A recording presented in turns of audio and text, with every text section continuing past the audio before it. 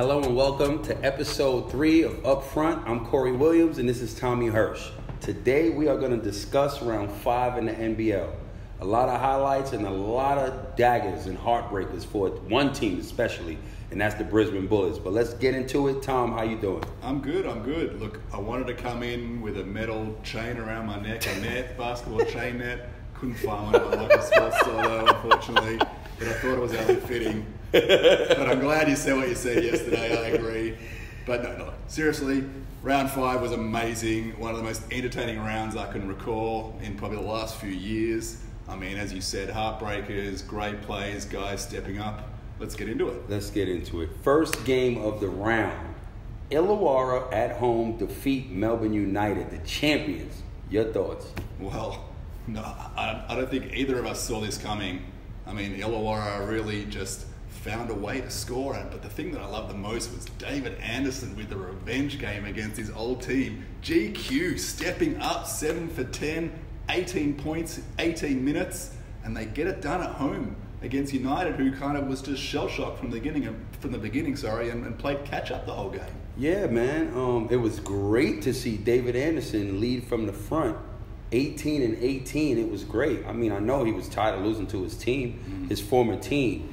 Now, the interesting thing to me with this team, on paper, they have talent, okay? I like their first 5, and they have former MVPs, championship experience on that team, and on paper, quality players. Yeah.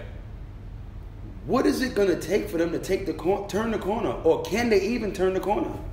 Well, I hear what you're saying, but we still have question marks over the fit of this roster. So you take each player, individually, and they're great. You got Jackson, obviously former MVP, Conklin too. Jet's done some nice things at times. Toddy Blanchfield's having a great year, and then whoever they throw in the 5 spot there is productive. But do they mesh together? And we spoke about this a little bit last week with Jackson not having the right guys to run with him. Do they have the shooting? I mean, Anderson's not going to shoot like that every game. Timmy Conrad's been playing great, but he's not going to do that week in, week out. I'm still not sold on the mesh of this unit for Bevo. So it'll be interesting to see if they can continue to produce and get some wins consistently. Good answer. Now, on the other side of that, you have Melbourne United. Beat this team twice, and they struggled down the stretch. Do you feel they just got outplayed, or maybe it was a little bit of home cooking from the referees? No, I think this is one of those games for Melbourne where they've had a really tough schedule, and then that was obviously an impact against Cairns as well. That they probably just came out a bit flat, maybe took Illawarra a little bit for granted and just played catch up, as I said before. I don't read too much into it. They've had an incredibly tough stretch of games. It's still going with another double this week. And I think they're just going to be happy to get through to that fever window. Dean Bickerman kind of said as much on Sunday after the Cairns game as well. So it's just one of those ones that got away. Cool. Game 2. Game 2. New Zealand. New Zealand. Who New Zealand play? Cairns. At home. New Zealand Cairns. How about the ass whipping they put on Cairns? Wire to wire. They led from the front. They just smashed them at home. Corey Webster got hot. Patrick Richard, 21 in that game, 21 in the next game for New Zealand. Really nice contribution off the bench for them. And New Zealand's starting to show what we kind of expected they could be at the start of the season. For me, Patrick Richard could be good candidate for 6th man of the year. Yeah, absolutely. Off the bench, he's been splendid and consistent for this New Zealand Breaker team. I believe they're going to get into the top 4, which is there's about 4 teams that's going to be fighting for that spot. But I believe ultimately they're going to make the run and get that 3rd place spot. Yeah. I hope Sydney gets the 4th place spot because I want them to play the Perth Wildcats and knock them out. We'll get to that in a minute. You're assuming Perth's going to... I believe Perth is going to stay on top. I believe. Sometimes when you have a big gap like that, you can lose a good amount of games and still have room to recover. I believe that they have that gap. Yeah.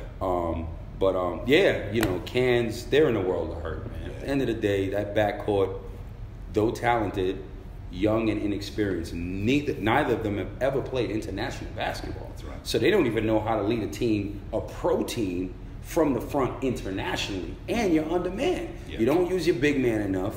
Or if you do, he's in foul trouble, or sometimes you battle with him being injured or not in shape. Loud and out. They don't know how to run that system to use everybody. They have a dynamic point guard, but he just does not know how to get everybody involved and win it while get his at the same time. Yeah. So that's going to be a work in progress in itself. Devin Hall, we don't know when he's going to show up. He looked great in the next game, which we'll get into, but we'll leave that for them. Kansas in the world hurt. Yeah. Next game. So just before that, what are your thoughts on Nate Jawai? Because I've always been a fan of this guy. He's super talented, obviously. We know what he can do. And obviously last year was lost, and he's still working his way back from that injury, from those foot problems, getting himself into shape. But when he plays kind of engaged and aggressive, and they throw him the ball a lot and get him going early like they did in that Melbourne game, I mean, he's a game changer for them, really. He's a guy that can literally control the game by himself. And to me, he's an X factor in exactly what that team's missing in terms of having that third option that can control where they need to go. But why are they not going to him enough? I believe, if I'm the biggest man on the court, I'm demanding the ball. Fuck what the coach is saying. My man, you want me to set that screen? Bring that ball here. You need to be aggressive. You need to be assertive. You need to make your presence felt on both ends of the court and to the staff. Give me the ball. I'm in shape right now. I'm not injured anymore. When you give me the ball, I demand the double. I'm a willing passer. Yeah. Give me the ball. Straight like that. Yeah. And until he demands it like that, it's going to be what it's going to be. Yeah. It's going to be the same thing. So I'm really interested to see how they come out this weekend after what he did on Sunday against Melbourne. We'll get into that game in a minute, obviously. But to me, he's that player that can, he's the difference maker between the way they're playing right now and starting to get to that win column a little bit more consistently. I agree. Next game was Perth defeating Brisbane. Whew. Bryce Cotton. I was on a flight over to... No, actually, that's a lie. I was at dinner. So I didn't even watch this game. All I knew was that my Twitter was blowing up. Red Army was getting at me. I said, uh-oh. Bryce Cotton must have went off. They must have won. First of all, Bryce Cotton is playing in a league of his own. Okay? He's playing out of this world. This is the guy that I wanted to see. This is the level of play that I wanted to see that the Red Army was talking about. Because last year, we can all admit, he did not look like this. He is playing by himself, and he's killing them. And this is a superstar. Give them the MVP trophy right now. No one is getting nowhere near Bryce Cotton in those points, and it's well-deserved. Big ups to Bryce Cotton. Yeah, I mean, that was huge. I mean, we all knew the ball was going to him, but he still made the shot anyway. And you kind of feel sorry for Cam Bairstow. They kind of left him out on an island on that play. Bad defensive scheme to just switch and not double him. But an amazing shot by Cotton and a backbreaker for Brisbane, who's really looked pretty good the last couple of weeks. They've turned it around. All props to Perth for what they're doing right now. They held serve at home. Huge win. And you got to love the way they're going about it, even with all the injuries. That's even more impressive. 3 starters out, they still find a way to win. Now jumping to Brisbane. What is extremely disappointing to me is, and that's why they're going to continue to lose. I don't care how good they look. They didn't get the job done. Who is going to switch a 1-5 pick and roll? You don't want to get a stop on D. It actually wasn't Glidden. It was, you said Bairstow or Glidden? Bairstow got switched. Bairstow got switched. Adam Gibson. It was a Gibson. You know who the ball is going to. Yeah. A weak pick and roll, actually. It was weak. And you switch and go under and go to the big man. You were scared. You were scared. You did not want to play defense in hopes that the last shot wouldn't be against you. That's what I'm calling. And we're gonna show that same play like we showed Andrew Gaze's video. We're gonna show the same play. You're gonna look and you're gonna see he was scared. It's the moments when stars come to play. He's the biggest of them all. Step back, 4-3. Incredible! If I know I'm guarding the man, we know he's not passing it. And if he does pass it, we live with that. You just stick and go under and stay with the big man. There's no way a big guy is going to stay. I don't care if it looked like his hand was close enough. It wasn't. Bucket, game over. Get him out of here. My question, why is Cam Glidden not on Cotton there anyway? But yeah. You know what I mean? Just, and this is why I'm saying I don't care how close they look. Yeah. Like they're turning the corner, they're looking good. They still gonna lose. Mm-hmm. They still gonna lose. Mm-hmm. They just gonna look good losing. It's we played good enough. Okay, get them out of here. Next game. Sydney defeats Adelaide. I was at that game. I covered that game, and a couple of things. It's very difficult in this young season to defeat a team 3 times. Yeah. Very difficult. Yeah. So what I'm going to do is credit how Sydney Kings played. It was great to see Brad Newley hit those lanes, and this is the type of free-flowing game that Brad Newley loves to play, transition game. Mm-hmm. His friends and families in the stands. He's tired of losing to Adelaide. Andrew Gaze did not get a win versus Joey Wright. 10-0. 0-10. Mm-hmm. Finally got a win. Jerome Randall woke up, got it done on the road in Adelaide. Had a really good game. Kevin Lish. So you got 3 players. They're 1, 2, and 3 position players had 20+. Yeah. And Andrew Bogut, chairman of the boards, my pick for Defensive Player of the Year. Mm-hmm. Handled his business on defense, control the tempo and the paint, and neutralize DJ in that game. He did. You know what I was most impressed though by Sydney in that game? Because everything you just said was great, and I agree with it all. Bogut picked up his 4th foul about halfway through that 3rd quarter, right? Last year, if they'd gotten into foul trouble or one of their big 3 went out or whatever, we would have seen Sydney kind of capitulate. Mm-hmm. They went That's the true. exact opposite way in this game, and they never let Adelaide back into it. They just found a way to get stops, and they found a way to keep ticking that scoreboard over. They maintained that buffer until the big man came back in the 4th, and they closed it out strongly. And to me, that's a sign of them turning the corner and understanding what they can be and what their roles are. And it was really, really pleasing to see. I agree. And what's disappointing on the other end is Adelaide. Let's just get into it again. My good mate, my brother from New York, Idris DeLeon, this is the nature of the beast. Friend or not. What's fair is fair, and I have to be honest, which I'll always be. You can't average 5 points and shoot 20% from the field, lose 5 of 6 games, and keep your job. You deserve to go. Yeah. And he's on a plane to Brazil. Right. Got a job there, but that's just the nature of the beast. At the end of the day, as an import, you don't have the luxury of averaging 5, 6 points a game and lose games and not perform to the best of your ability and keep a job. The only player that can do that is Stephen Hall, which we'll get into that in a second. And that ain't even dissing him. That's fact. He averages 6 points a game. Yeah. And they're losing close games. I tell you, Lamont has got to be his agent. I believe that. This ain't EuroLeague where guys' jobs is to come in and just do 5, 6 points a game. This is the NBL. Yeah. You got a ball as an import. He's lucky to have a job. This is the only thing that makes sense to me. Yeah. Only thing. What do we think about Demetrius Conger coming in now? Woo, and big his Meech. for that team. I mean, great player, obviously, had a huge year last year for Illawarra. We know what he can do on both ends of the floor. And I love the sound of their starting unit. Sobey, Moore, Conger, Wiley, DJ. Right? That's a killer starting lineup. My question mark, though, is point guard play. What happens when Sobey's off the floor? Ramon Moore can run the show a little bit, I guess, Brandon Tees. But is that a concern for Adelaide? Look, I'm first of all, I'm happy to have this excitement machine back in the league. Absolutely. My pick for MVP, Big Meech. But I believe for Adelaide to really, my opinion, for them to really tell me that they're ready to go back to where they were last year or even make the finals, because with that team, they're not making the finals. Go get Josh Childress. Wiley got to go. Not because of his play, but if they really want to make something happen, go get a veteran like that knows when there's trouble down in the game, he knows how to handle everything. He's been here before. I can settle things down. He could play point forward. Yeah. Because he did it last year. Yeah. And it was kind of like the situation like it is right now when they brought him in last time and he made things happen. Mm-hmm. So I don't believe they'll make finals with this team. They'll be excited. Meech's going to do his thing and get a lot of dunks, but I personally would zone that team. Yeah. That's what I would do. I'm really intrigued to see, because, everyone talks about Joey's record and, slow starts and bringing teams back late in the season. And maybe that'll happen again now, but I think there's still a lot of question marks. Joey even said himself, ideally he would have liked to replace DeLeon with another point guard. It wasn't an option right now, and obviously Conger was there. You don't pass up on him, so we'll see how they start going. All right, next game. Melbourne comes back and takes care of Cairns in a gritty game.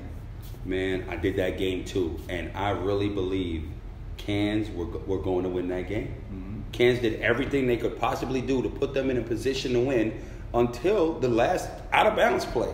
Yeah. First of all, it was poorly executed and poorly designed. I know the coach didn't draw that up. That was crazy. Yeah, agreed. And my man, DJ Kennedy. Why are you coming at me about DJ Kennedy all the time, by the way? Half time of the game, this guy walks past me. Tommy, how many points DJ Kennedy got? DJ had to wake up, bro. Like, not many.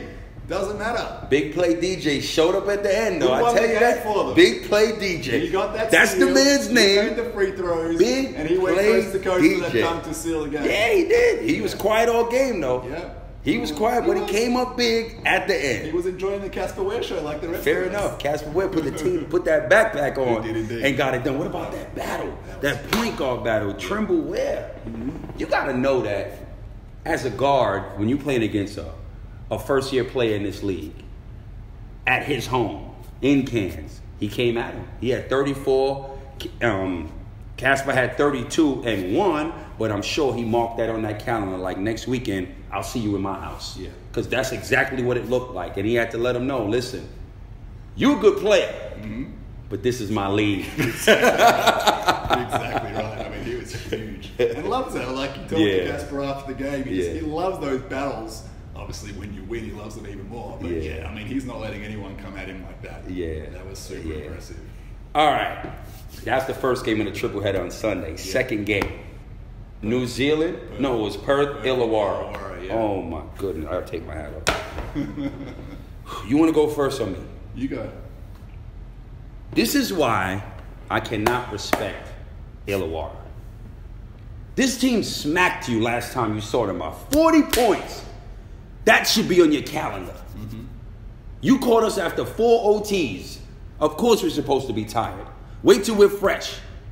They were fresh. Mm-hmm. The other team came through a little tired, undermanned, 3 starters not in the lineup. And you let them come in your house and beat you. You don't deserve to go to the finals. Your turn, man. I don't disagree. I mean, and it goes to the way this team's playing and the fit with each other again and a little bit of adversity. And they're just not a cohesive unit, I think, week in and week out. I wonder as well, they get a little bit ahead of themselves after beating Melbourne to open the round. Do they start believing they're better than they are? I'm firing players. It's not. I couldn't be on out here. It's not a good fit right now. But I mean, super impressive by Perth. Undermanned again. Cotton stepped up. Nick Kay, he is playing great right now. I mean, arguably the best power forward in the league right now. I would agree with you. And your boy Clint Steindl added again another 5 triples. These are the contributions we know Perth needs, especially when they're missing people. And this is why people are, I know they just beat Illawarra. I get it, and you've said this at length. But this is why people are kind of excited about how Perth. Oh, I'm going to say it again. Don't worry about that. I'm just waiting for you to finish. But it's just the way they're playing, and they're getting guys to step up and make contributions. They haven't had a seamless season to date. They've had an easy schedule, I agree, but they've had some adversity. They've had guys in and out of the lineup, and they're finding ways to win, which is all you can ask of them at this stage in the season. Okay. Here's why I'm not impressed with that schedule, with the standings, okay, as far as their record. Mm-hmm. They've played 2 teams in the top 4. They've legit beat 1 team. And I call that game, it was impressive to see Clint Steindl step up. It was a 4-point game, back-to-back triples. It went to 10. They did not look back. Late in the game, like 4 minutes left in the game. They beat New Zealand.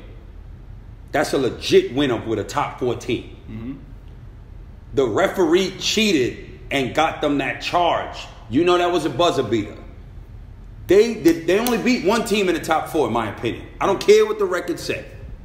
So until they play on the road against these teams and Sydney, then I'll discuss how I really feel are they contenders or not. Yeah. I don't disagree. I think that's perfectly fair. But all they can do is play who's in front of them at the moment, and they're getting wins. The Red Army, man, they get so hyped for nonsense, man. I'm like, Perth is always in front this time of the year. And you know what? If Melbourne walks away with that win in overtime, it's a different ball game. It's a different. They're tied at top of the No ladder, doubt. 7-2 each. And they might have lost against New Zealand because their confidence would have been different. Yeah. Going in with no Damian Martin, their confidence is different. They lose 2 in a row. Mm-hmm. That's why I'm not hyped for them, man. I know how they fold when it's crunch time. Yeah. We saw it last year. Everybody keep talking about history. Forget 30 years. I wasn't here 30 years ago. When I was here, when I showed up last year, everybody's hyped with the hoopla. What was the end result? Melbourne. Sweep. This is why I'm not sold on that team. Bringing up that sweep. And they had 3 imports. Yeah.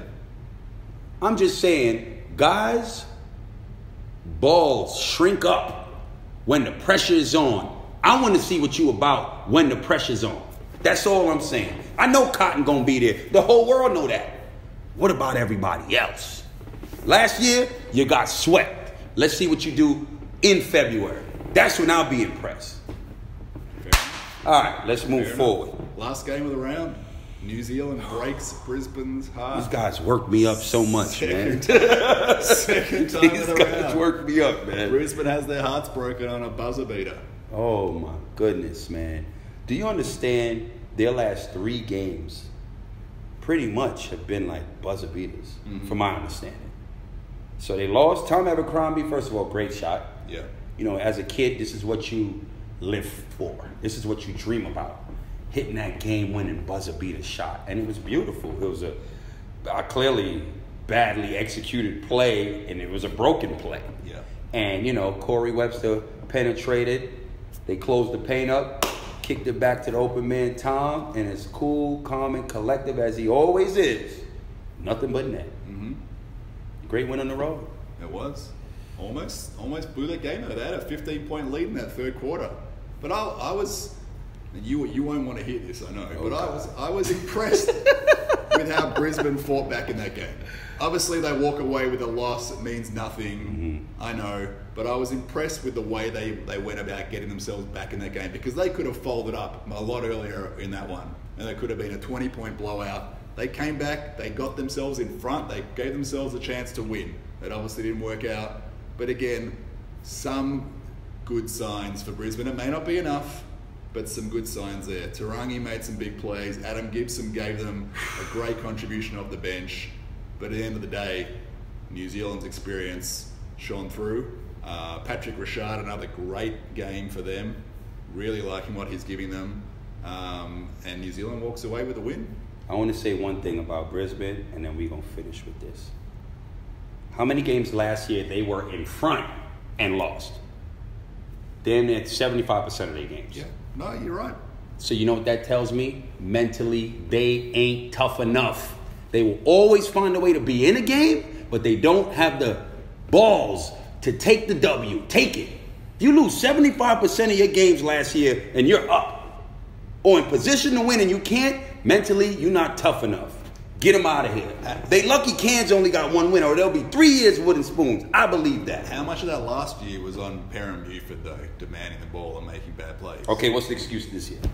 There's no excuse for this one. There you go. I agree. Mentally, it ain't just one man. Perrin leaves, they still in the same thing. am. They blame one man, and it wasn't him. Because they losing games still with the same, pretty much, I can't say the same nucleus, but they got mentally weak players that can't win games.